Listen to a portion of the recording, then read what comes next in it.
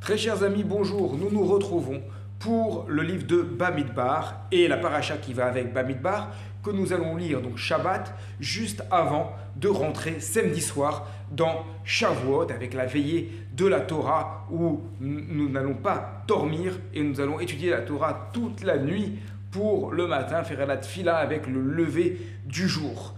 Est-ce qu'il y a un lien entre cette paracha que nous lirons Shabbat et le don de la Torah? Eh bien, évidemment, chaque chose, chaque événement est porteur de sens et peut nous faire réfléchir à notre lien avec Akadosh Baruch Hu.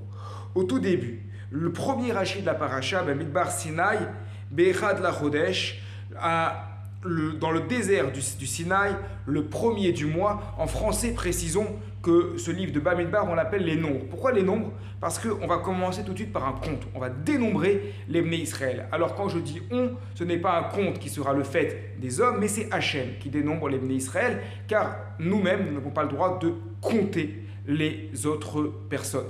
Mais Hachem compte. Pourquoi Hachem nous compte? Nous dit Rashi, Mitor rivatam les fanav, parce qu'il les aime. Quand on aime, on compte, nous dit Rashi. Hachem, il aime les Bnei Israël, donc il les compte à chaque heure, à chaque moment. Quand ils sont sortis d'Égypte, il les a comptés, il les a dénombrés. Quand il y a eu la faute du veau d'or, alors il les a dénombrés. Quels étaient les restants? Quand il a fait venir leur shrina, la présence divine, sur les Bnei Israël, il les a comptés. Le premier Nissan, nous dit Rashi, quand le tabernacle, le Mishkan, a été érigé, alors il les a comptés. Le premier Iyar, il les a comptés. Donc Hachem, il compte tout le temps les Bnei Israël. Il les compte. Et il y a une affection dans le compte. On sait que Shavuot, la fête de Shavuot, c'est une fête qui n'a pas vraiment une date précise dans la Torah. On arrive, nous, au 6 Sivan et au 7 Sivan, mais il n'y a pas vraiment une date précise. C'est le 49e jour du Homer révolu. Et il y a un compte. On compte le Homer. Il y a quelque chose de particulier dans la Halara par rapport au compte du Homer. Normalement, il y a un principe qui s'appelle Shomea Keone.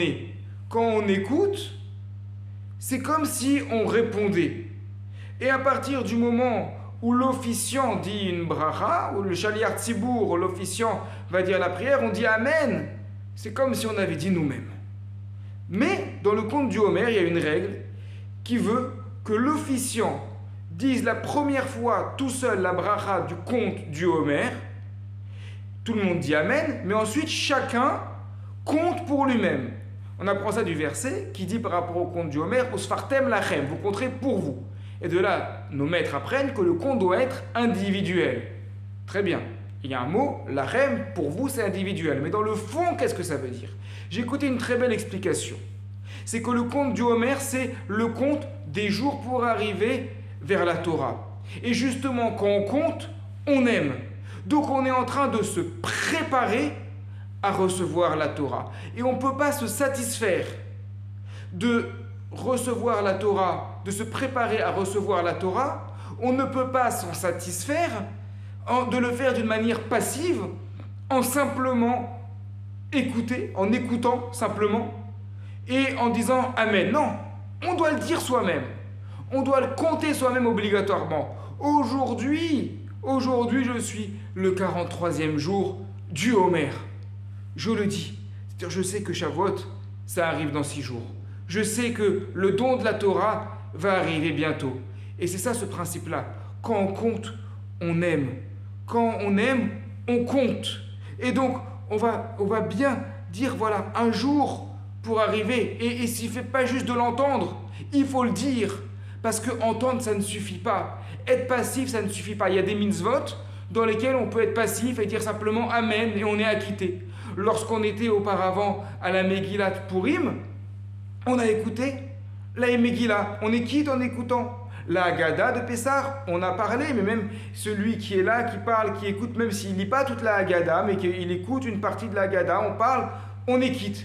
Mais quand il s'agit du summum, qui est le don de la Torah, elle ne s'acquiert pas d'une manière passive.